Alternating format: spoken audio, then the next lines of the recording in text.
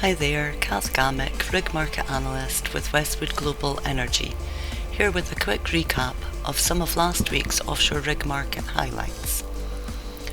A couple of new contracts and/or extensions were confirmed in the past week, where we saw ARO Drilling secure 3-year extensions with Saudi Aramco for two of its jackups, namely Valaris 147 and Valaris 148. Commencement is December of 2022 and February of 2023 respectively. Shelf Drilling secured a 3-year contract for jackup Shelf Drilling Resourceful and a 2-year contract for jackup Key Manhattan, both with Eni. Operations are expected to kick off in the second and fourth quarters of next year respectively. Transocean and Petrobras finalised the contracts for two ultra-deepwater drill ships, namely Deepwater Orion and Deepwater Corcovado. The contracts are 2 of 7 awarded by the operator. The Deepwater Orion is chartered for 3 years to commence Q4 2023 and adds $456 million to Transocean's backlog. The Deepwater Corcovado was contracted for 4 years to begin in direct continuation of its current contract and will add $583 million to the backlog, which is some $30 million higher than originally reported. In the past week, we have seen 3 applications submitted to the Norwegian Environment Agency pertaining to drilling offshore Norway. Wellesley Petroleum looking for permission to drill the Carmen prospect, well 35/10-9S, and a potential sidetrack in production licence 1148. Drilling is to be carried out by Odfjell Drilling Midwater Semi Deep Sea Yantai. Commencement is said to be no earlier than 1st of April next year and could last for up to around 103 days in total.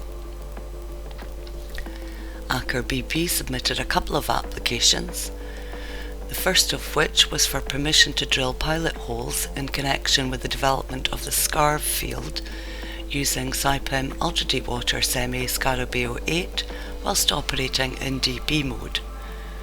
The second application is seeking approval to extend the current licence on the Edvard Grieg platform to include drilling, completion and startup of up to 3 wells per year using ultra-harsh environment jackup Noble Invincible.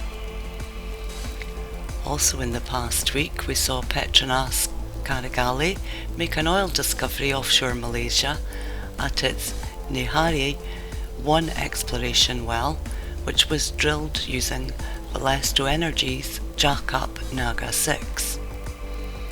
Offshore Malaysia, ultra-deepwater drillship Noble Viking arrived at PTTEP's location to drill the PX-12 development well. And offshore Indonesia, jackup PV Drilling 2 has gone on hire to Pertamina Hulu Energy offshore northwest Java, and as soon as the rig is safely rigged up next to the platform, she will commence drilling. Meanwhile, Seadrill ultra-deepwater semi West Hercules has returned to Norway from Newfoundland. The rig is sited at Hannentragen, where she will undergo her 5-year special periodic survey, as well as a change in management from Seadrill to Odfjell. Thereafter, the rig will head back to Newfoundland to work for ExxonMobil at its Gale prospect in EL 1163 during the second quarter of next year. Odfjell managed harsh environment semi Deep Sea Bolsta is on its final leg of the journey from the North Sea to its first drilling location offshore Namibia, where she will undertake a 3-well exploration and appraisal campaign for Shell at the large Graf oil discovery.